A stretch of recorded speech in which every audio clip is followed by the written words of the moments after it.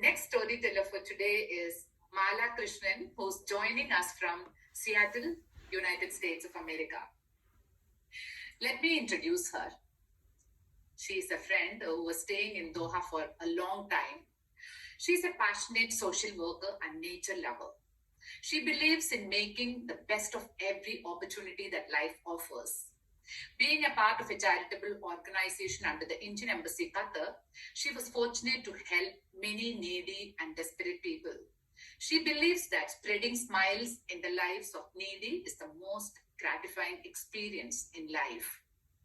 Today, Mala is going to share with us her story that is titled The 2nd of August. Friends, help me welcome Mala with a round of applause.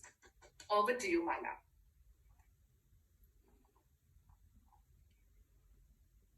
Dismay, distress, utter confusion written all over her face. She clutched her baby, and there she was. Nothing could stop her. She came pleading, begging at that officer. Bacha, bacha, please, please. Hello, friends. This is Mala coming to you from beyond the Arabian Sea with a story which is across the Arabian Seas.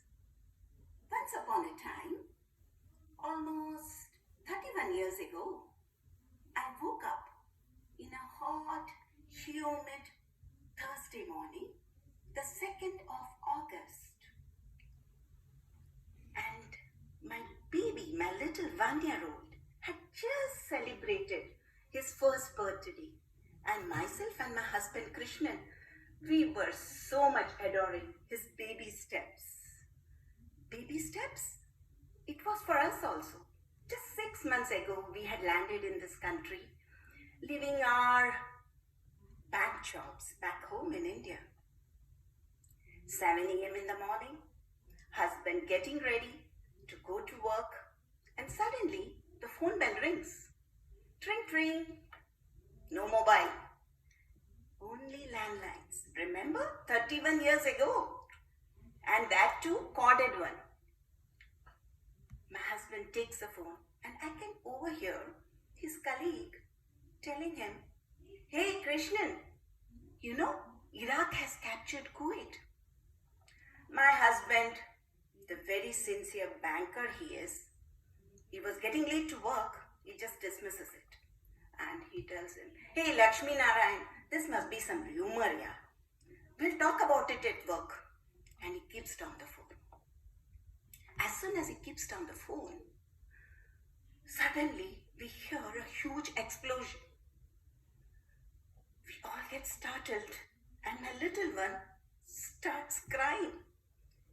He starts crying and pointing to the glass door at that corner.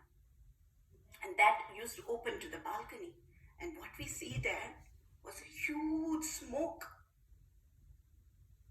We were totally taken up. And suddenly we realized that something was terribly wrong. To add fuel to that fire, or I would say explosion, my dear hubby announces that, "Okay, I'm leaving for office." I look at him. Pleading. What's happening? How? What? How can you do this? How can you leave us alone here? But before I could even utter those words, he marched out. Left to myself, I slowly go to the door and quietly bolt it. The moments later were the scariest moments in my 23-year-old life. The sounds of the bombs, the explosions were never stopping. I quietly took up my baby and built up some courage, and I'd go and peep outside that window. As I peep outside, the sight which I see is actually, I feel, just out of a James Bond movie. I could see some military helicopters hovering all around. And suddenly, one of them is slowly started landing just underneath the window where I was just peeping out. And out comes an Iraqi soldier, not one, two or three. And grenades, machine guns, everything. What not? I was like, my heart came into my mouth. And they started coming towards our building. I quietly closed the curtains and came inside. Tears started flowing out of my eyes. Alien land, war, soldiers, guns, and an alien of an husband, a stranger who doesn't even care for me. He just leaves us. Why can't he be like those Amitabh or Dharmendra? Why can't he just be, uttering those sweet nothings? Alas. Well, after 2-3 hours, our dear husband returns, but not alone. He has a car full of colleagues, including his young Iraqi secretary Iman with him. Iman. That name was the most irritating name. He had been ranting all around. And now when I see her in my house, sitting in my couch and sipping the coffee made by me, it was totally intolerable. Again, my ever compassionate, big-hearted husband again gets out. He wants to drive in that war-torn city with totally life-threatening roads, and he wants to drop each and every one of them to their respective homes. Next day, my husband tells me that you better make all the international calls. And thankfully, I obeyed him. And I made all the calls to India, to our near and dear ones. And from the next day, all the calls were blocked. Not only that, the airports were closed. There were no flights. So we had absolutely no contact with the outside world. Things were totally uncertain. My husband takes out a box, keeps my documents, my passport, baby's passport and everything, closes the suitcase and tells me, see, any danger, don't wait for me. You just leave with the baby. Mornings were spent going to the embassies, checking out whether there are any routes we can get out from this war-torn city. Friends will come in the afternoon and we would be sitting around in the floor mapping out how to go, at least a road. By road we can go out.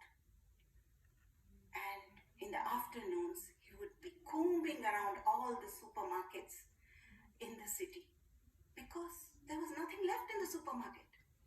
I still remember one day him coming back from the supermarket with a mega bottle of honey. And when I asked him why, he says, that's the only thing left. Things were becoming bad to worse. And on top of it, the BBC radio, which was the only contact for us to the outside world, kept on ranting. How to protect, how to prolong your life in case of biological war. In the nights, we had our neighbors who would be sleeping in our same apartment. Each other we were giving that moral support. And after spending some 20 horrifying days in that atmosphere, finally one day, my husband rushes in and tells me, come on, pack up. We are leaving. I said, what? Yes, it seems he came to know that the military flights which were coming in from Baghdad, when they used to bring in the soldiers, while they were getting back, they were empty. And there was a chance if we can convince that military officer we could get away from this place. So, hurriedly, we just took all our stuff. It was not an easy task. The absolutely beautiful, fully furnished apartment of ours, the first time in a foreign country, with a beautiful carpet, with the beautiful electrical gadgets, and all those things, leave them, and which one to take was the big question mark. But when you are scrambling for life, nothing else matters. And off we left, leaving the apartment, off to the airport base, the military base rather, and we left our car there and we rushed inside. The soldiers were shouting, "Yalla, yalla, shuno hada, shuno hada." But nothing would stop me. At that time, I feel the prayers of our brothers and sisters back home, the prayers of our parents, truly melted that stern and the strict military officer standing at the counter. As I pleaded and begged at him, showing my little baby, his heart melted. And we could hear that beautiful golden words of his, "Yalla, yalla, go, go." And there we went. And as I sat inside that aircraft, tears went in my eyes. No, not because of losing all those personal belongings, not because of that, but because these tears were of joy, were of adoration, were of pride, of this, my man, my soul mate, a life companion in the truest sense, because he didn't wait for the sweet nothings, because love is not that. Love is not just proclaiming "I love you" and sweet nothings, but to stand up with your loved ones at the time of need. That's true love. That's the definition of a true life companion. When our journey had not ended, we reached Baghdad. The sights in Baghdad were so heart-touching. Normal people like us were on the streets. Babies in makeshift cradles. People living in the sidewalks, all waiting for that ticket where they could go back to their own countries. Fortunately for us, a good Samaritan had exchanged our Kuwaiti dinars, which had become nothing, zero, into some US dollars. And we took our flight to Amman, Jordan. And from there, we took that golden flight towards our motherland.